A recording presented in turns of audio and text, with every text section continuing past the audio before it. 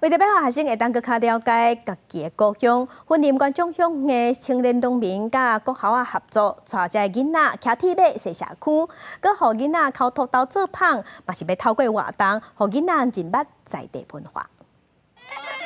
甲土豆溜啊掰开，叶甲规面拢是。囡仔当咧比赛，啥人骹手骹尾叶上侪土豆。云林县中乡的学生囡仔对在地青年农民烤土豆做芳，大家拢算甲真欢喜。我觉得今天最好玩的事情是做面包的时候，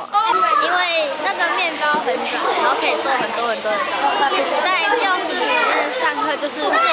出来的话就是可以跑跑跳跳玩。 平常都是只能在课本上看到一些可能我们还没有去接触过的农作物。那今天就是透过这个学习课程，让小朋友呢能够从中去体验，然后另外呢也能够让他们真的说去知道花生是怎么来的，然后让他们自己去从做中学来学习，这样子他们的学习会更快。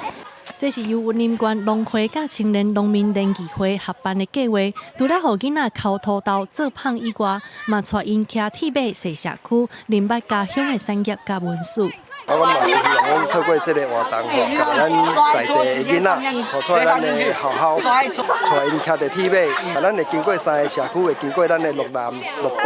甲下游，佮加入咱的实农教育，互因了解咱遮种植的农作物，咱的土豆是安怎种，是安怎会种甲遮厉害。 在地青农相信，要熟悉家乡，对这个所在有认同感，上好的方式就是互囡仔亲身去行踏甲体验。记者综合报道。